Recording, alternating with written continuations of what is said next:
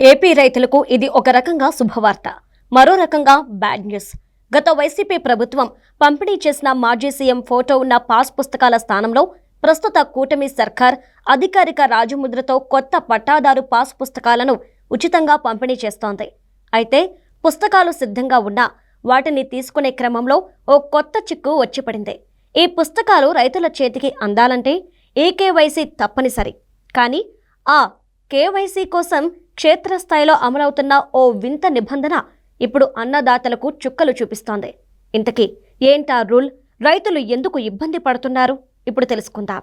రాష్ట్ర వ్యాప్తంగా దాదాపు 4783 గ్రామాల్లో భూముల రీసర్వే పూర్తి చేసిన ప్రభుత్వం అందులో దొర్లిన తప్పులను సరిదిద్ది కొత్త పాస్ పుస్తకాలను పంపిణీ చేస్తోంది. ఎన్నికల హామీ మేరకు జనవరి నుంచే సీఎం చంద్రబాబు నాయుడు ఈ పంపిణీని ప్రతిష్టాత్మకంగా చేపట్టారు. రాష్ట్ర ప్రభుత్వ అధికారిక సింహాల రాజముద్రతో ముద్రించిన ఈ పుస్తకాలను రైతుల ఇళ్ల వద్దకే వెళ్లి రెవెన్యూ సిబ్బంది ఉచితంగా అందజేస్తున్నారు. పాత పుస్తకాల స్థానంలో కొత్తవి వస్తుండటంతో రైతులు హర్షం వ్యక్తం చేస్తున్నారు. కానీ వివరాల నమోదు లేదా తప్పుల సవరణ కోసం వెళ్తున్న రైతులకు సర్వర్ల రూపంలో కొత్త అడ్డంకి ఎదురవుతుంది. కొత్త పాస్ పుస్తకం ఫైనల్ ప్రింటింగ్కు వెళ్లే ముందు విఆర్ఓలు రైతులకు ఒక డ్రాఫ్ట్ కాపీ ఇస్తారు. అందులో తమ భూమి వివరాలు, విస్తీర్ణం సరిగ్గా ఉన్నాయో లేదో సరిచూసుకున్నాక రైతులు విధిగా ఈ కేవైసీ పూర్తి చేయాలి.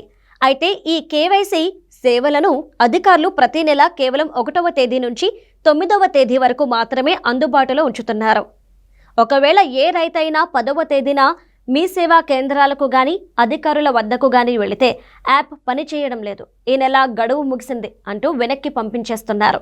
మళ్లీ వచ్చే నెల 1వ తేదీ వరకు ఆగాలని చెబుతున్నారు. ఇలా నెలలో కేవలం 9 రోజుల పాటే అవకాశం ఇవ్వడంతో చాలా మంది రైతులు సరైన సమయానికి ఈ కేవైసీ చేసుకోలేక తీవ్ర అసౌకర్యానికి గురవుతున్నారు. చేతిలో పాస్ పుస్తకం లేకపోవడం వల్ల రాబోయే సీజన్కు సంబంధించి బ్యాంకుల్లో పంట రుణాలు తీసుకోలేక ఇతర ప్రభుత్వ పథకాలు పొందలేక ఆర్థికంగా నష్టపోతున్నారు.